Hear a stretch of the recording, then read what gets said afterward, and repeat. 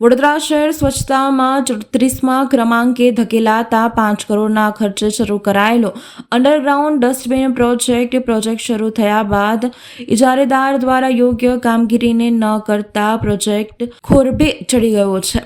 શહેરમાં 19 સ્થળો પર કાર્યરત હતો આ પ્રોજેક્ટ। અંડરગ્રાઉન્ડ ડસ્ટબિન નાગરિકોના ટેક્સના નાણાંનો આડેધડ ઉપયોગ થતાં નાગરિકો રોષે ભરાયા છે।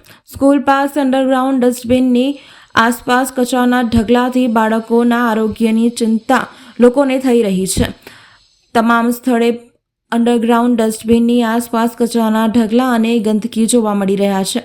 વહેલી તકે સફાઈ થાય તેવી માંગ હવે ઉઠવા પામી છે। સ્થાનિક જાગૃત નાગરિક દ્વારા સમગ્ર મુદ્દે પોતાની વ્યથા ઠાલવી યોગ્ય કાર્યવાહી કરવાની માંગણી કરવામાં આવી હતી। અમારા વિસ્તારમાં નહીં, આખા વડોદરા શહેરમાં સાહેબ તમે જુઓ, સ્કૂલો છે, હોસ્પિટલ છે, ત્યાં દરેક જગ્યાએ કચરાના ઢગલા પડેલા છે અને કોર્પોરેશન જે 5 કરોડના પ્રોજેક્ટનું જે કામ કર્યું સારું કામ છે, પણ એમાં કોઈ અંદર નાખવા માટે તૈયાર નથી અને સ્કૂલોના બાળકો સાથે આરોગ્યને ચેડા થાય છે, સોસાયટીમાં લોકોને બીમારી થાય છે, એના લીધે મચ્છરનો ઉપદ્રવ થાય છે અને કોઈ સરકારી અધિકારીઓને કે કોર્પોરેશન નેતાઓને કંઈ પડી નથી અને પબ્લિકના પૈસા પાણીમાં ગયા છે, અમે એવું કહીએ છીએ સાહેબ। આ સાહેબ ભારત પેટ્રોલ પાસે નારાયણ ઇન્ટરનેશનલ સ્કૂલ આવેલી છે, ત્યાં આગળ જુઓ તમે કચરાના ઢગલા પડેલા છે અને 15 દિવસે એકવાર કદાચ ઉઠતા હશે મારા ખ્યાલ હિસાબે, કારણ કે રોજ હજી જોયું મને ડેલી કચરો હોય છે ત્યાં।